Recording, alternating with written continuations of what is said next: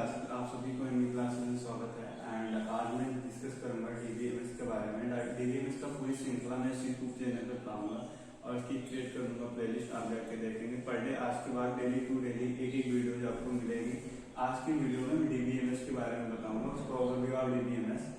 And आप लोगों को बताना चाहूंगा कि डाटाबेस मैनेजमेंट सिस्टम होता क्या है और इसकी सिलेबस आपको डिस्क्रिप्शन में लिंक डाल दूंगा। किसी वीडियो में आपको मिल जाएगी। लिंक में आपको सिलेबस और पूरी नोट्स ये प्रोवाइड कराने की मेरी जिम्मेदारी है और इसका क्वेश्चन मैं अपनी वेबसाइट पर अपलोड कर दूंगा। वो भी लिंक अपने डिस्क्रिप्शन बॉक्स में दे दूंगा, वहां से आपके मेरी वेबसाइट से इस पर क्वेश्चन सॉल्व कर सकेंगे। डाटाबेस मैनेजमेंट सिस्टम जानने के लिए पहले सबसे पहले जानना है डाटा क्या होता है। डाटा आप लोग को अच्छे से पता है। जब किसी का इंफॉर्मेशन मांगते तो क्या बोलते हैं, जैसे किसी स्टूडेंट का इंफॉर्मेशन मांगते हैं तो ये बोलोगे ना कि उस स्टूडेंट का डाटा चाहिए मुझे। तो data is also known as data in also known as information.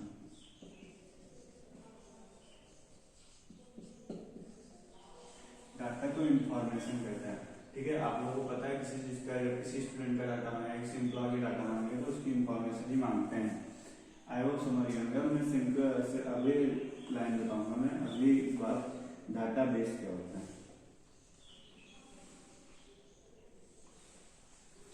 Database is also called off related data and coherent data. जो डाटा एक दूसरे से रिलेट करते हैं वो डाटाबेस कहलाते हैं। डाटा बेस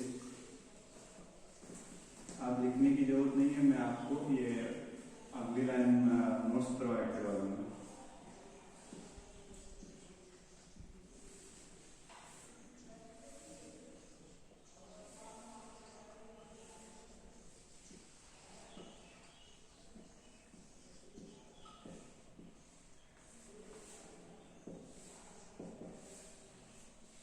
कोहेरेंट डाटा मतलब इंटरचेंज हो सकता है। इसका मतलब होता है इंटरचेंज, जो एक दूसरे में बदल चुके हैं। डाटाबेस के बारे में पता होगा, जो डाटा एक दूसरे से रिलेट करे, जैसे एम्प्लॉय है तो उसके नाम और अकाउंट नंबर, बैलेंस, आधार नंबर, सारी चीजें एक दूसरे से रिलेट करते हो, उसका डाटाबेस हो जाएगा। अब अगली लाइन में बताऊंगा database management system DBMS. This is the important thing कि डीबीएमएस क्या होता है। The database management system is a software for creating a database and managing the database और मैनिपुलेट करना ही डाटाबेस मैनेजमेंट सिस्टम कहलाता है। DBMS data base management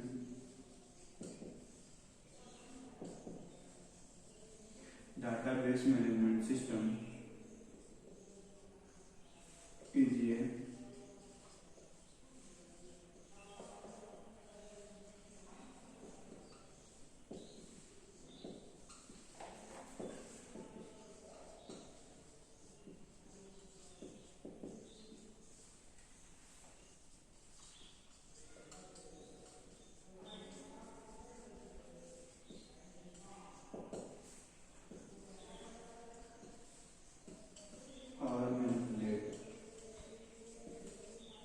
database management system is a system software for creating a data and managing the data and manipulate करना DBMS कहलाता है। जब किसी भी डाटाबेस को हमको क्रिएट करना है और उसको मैनेज करना है और उसको मैनिपुलेट करना है तो मुझे डीबीएमएस सॉफ्टवेयर की यूज किया जाता है। आई होप इन तीनों टॉपिक को आप अच्छे से समझेंगे। डीबीएमएस में आज से आपको डेली एक वीडियो देता रहूंगा, जिसको 20 से 22 लेक्चर में पूरा डीबीएमएस में कम्प्लीटली पढ़ा दूंगा।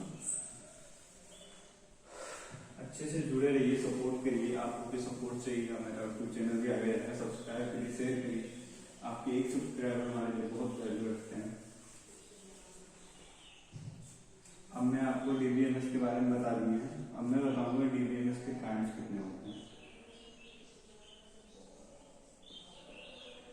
डीबीएमएस दो भाग में डिवाइड किया गया है। एक होता है स्ट्रक्चर, यह कह सकते हैं अनस्ट्रक्चर या नॉन स्ट्रक्चर। हम नॉन स्ट्रक्चर लिखते हैं, आप इसे अनस्ट्रक्चर भी कह सकते हैं। नॉन स्ट्रक्चर से आपको नाम से ही पता होगा, जो स्ट्रक्चर फॉर्म में नहीं होता। स्ट्रक्चर फॉर्म में होने के मतलब वो टेबल फॉर्म में होना चाहिए। This is the table form and this is the form, file form. इस दोनों को मैं अच्छे से आपको बताऊंगा। फाइल टेबल फॉर्म मतलब जो रो एंड कॉलम में हो, ये इस फॉर्म को हम टेबल फॉर्म कहते हैं। जैसे किसी स्टूडेंट का होगा तो उसका ID, roll number, Aadhaar number, ETC, ये सारी चीजें जो हम इसमें लिखते हैं। Aadhaar number, roll number, ID and registration number, ये जो फॉर्म है ये टेबल फॉर्म है, जिसको हम इसको बोलते हैं रो एंड इसको बोलते हैं कॉलम। और ये फॉर्म जो होता है ये फाइल फॉर्म में होता है। आधार, रोल नंबर, अकाउंट नंबर ऐसे फाइल के अंदर स्टोर किया जाता है। This is the DBMS kinds, structure and non structure. आपको डीबीएमएस के काइंड्स के बारे में बता दिए हैं। अब मैं बताऊंगा कि आपका डाटाबेस के कितने प्रकार होते हैं, डाटाबेस के काइंड्स क्या होते हैं। डाटाबेस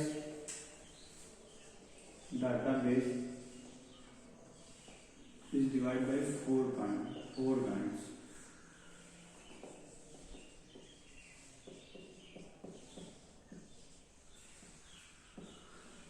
पहला काइंड इसका डाटाबेस का, पहला काइंड आप लोग को पता है आरडीबीएमएस। दूसरा है हायरार्की डाटाबेस। तीसरा है नेटवर्क डाटाबेस। चौथा है ऑब्जेक्ट ओरिएंटेड डाटाबेस। आगे चलते रहेंगे, इसको बहुत अच्छे से मैं बताऊंगा आप लोगों को। एक एक टॉपिक को ऐसे डिस्क्राइब करेंगे कि आप कभी नहीं भूलेंगे। अब मैं बताऊंगा RDBMS, relational database management system. इसको हम इंडस्ट्रियल डाटाबेस सिस्टम भी कहते हैं। The relational database system where data is streamed up row and column या और a table form is called a relational database system। जब कोई भी डाटा हम रो एंड कॉलम फॉर्म में रखते हैं तो उसे हम कहते हैं रिलेशनल डाटाबेस सिस्टम। और जब कोई भी डाटाबेस को हम किसी भी डाटा को रो एंड कॉलम फॉर्म में रखते हैं तो रिलेशनल डाटाबेस सिस्टम कहते हैं। Second of hierarchy database system क्या होता है। हायरार्की डाटाबेस सिस्टम को हम कहते हैं जब कोई भी, जैसे मैंने कोई अपना कंप्यूटर इसको खोले और कंप्यूटर खोलने के बाद यहाँ पे एक एप्लीकेशन होता है, उस एप्लीकेशन को मैं प्ले किया, माई पीसी नाम का होता है। पीसी करने के बाद उसमें एक फोल्डर होगा मॉनिटर नाम का, मॉनिटर नाम के फोल्डर का मैंने मॉनिटर नाम का फोल्डर होगा। मॉनिटर को खोलने के बाद मैं PHP माई एडमिन नाम का फोल्डर खोला। PHP माई एडमिन को खोलने के बाद मैं लर्न PHP नाम का फोल्डर बना रखा, वो खोला। फिर उसके बाद मैं htdocs नाम का फोल्डर खोला। ये पूरा एक पाथ जो होता है उसे हायरार्की कहते हैं। Hierarchy database is also called as path database system. Path मतलब एक पूरा जो उसका पेरेंट्स और चाइल्ड के बीच में रिलेशंस होते हैं, जैसे किसी यहाँ से आने के पूरा जाने का रिलेशंस जो होता है, ये पाथ कहलाता है। इसको हम parents and child database systems भी कह सकते हैं। Third is no network database system. Network database system is also called a tree database system. इसमें जब किसी भी डाटा है, जैसे किसी स्टूडेंट का डाटा रखना है, तो किसी स्टूडेंट ने मान लो नई शिक्षा नीति के अनुसार एक स्टूडेंट ने कई सारे दो शिक्षा संस्थान में अपना एडमिशन ले लिया। जैसे एक स्टूडेंट है, इसने दो संस्था में एडमिशन ले लिया, संस्था नंबर 1 और संस्था नंबर 2। तो इसके जो डाटाबेस होंगे ये भी सेव करेंगे, वो भी सेव करेंगे। This is the called network database system. जब किसी भी एक स्टूडेंट की जब एक डाटा को हम मल्टीपल जगह पे स्टोर करते हैं तो वो डाटाबेस हमारा क्या कहलाता है, नेटवर्क डाटाबेस सिस्टम कहलाता है। अब मैं बताऊंगा ऑब्जेक्ट ओरिएंटेड डाटाबेस क्या होता है। ऑब्जेक्ट ओरिएंटेड वो DBMS डाटाबेस मैनेजमेंट सिस्टम, वो DBMS object oriented database management system. Object oriented database system is also called C++ programming oops program. पूस्ट मतलब ऑब्जेक्ट ओरिएंटेड प्रोग्रामिंग सिस्टम। जब कोई भी डाटाबेस को हम ऑब्जेक्ट के रूप में होता है तो उसे वो DBMS कहते हैं, ऑब्जेक्ट ओरिएंटेड डाटाबेस सिस्टम कहते हैं। इसमें हम इनहेरिटेंस डाटा टाइप्स होंगे और पॉलीमॉर्फिज्म होंगे। एक C++ के टॉपिक से, बट मैं तुमको बता दे रहा हूँ कि वो DBMS क्या होता है, जिससे आप लोगों को समझने में आसानी होगी। आई होप आप समझ बता सकते हैं 4 प्रकार के डाटाबेस कितने क्या क्या होते हैं, ये आप अच्छे से समझ चुके होंगे। इसके कैरेक्टरिस्टिक क्या होते हैं वो भी देख लीजिए। मैं इसके कैरेक्टरिस्टिक्स होते हैं, सबसे पहले इसका कैरेक्टरिस्टिक होता है रियल वर्ल्ड एंटिटी ट्रांजैक्शन। इसको मैं डिस्कस करूंगा, ऐसा नहीं करूंगा कि मैं बता दे रहा हूँ। Real world transaction, real world entity transaction, backup and recovery and ये सिक्योरिटी, और ये मेजर थे जिसको मैं बता रहा हूँ आपको। आप इनको अच्छे से पढ़िएगा और समझिएगा। और आज के टॉपिक में मैंने आपको बताया DBMS के डिफिनेशन क्या होता है, डाटा क्या होता है, डाटाबेस क्या होता है, मैनेजमेंट सिस्टम, पूरा मैंने DBMS को डिस्क्राइब किया। और मैंने इसके स्ट्रक्चर नॉन स्ट्रक्चर फॉर्म को बताया, वो भी आप समझे होंगे। और इसके आपको कैरेक्टरिस्टिक्स जो मैंने बताया कि रियल वर्ल्ड एंटिटी, आपसे पूछा जाता है कि DBMS के 4 वो बताइए इसके जो कैरेक्टरिस्टिक है, तो आप पहला बता दें रियल वर्ल्ड एंटिटी, दूसरा ट्रांजैक्शन, तीसरा बैकअप एंड रिकवरी, और चौथा फॉरिन आप सिक्योरिटी बता सकते हैं। 4 important characteristic I discuss it. जैसे कि आप पहला बता सकते हैं रियल वर्ल्ड एंटिटी, दूसरा बता सकते हैं सिक्योरिटी, तीसरा बता सकते हैं ट्रांजैक्शन। कैरेक्टरिस्टिक मतलब उसकी खूबियां, चरित्र बता सकते हो, आप कह सकते हो। और real world back recovery and backup.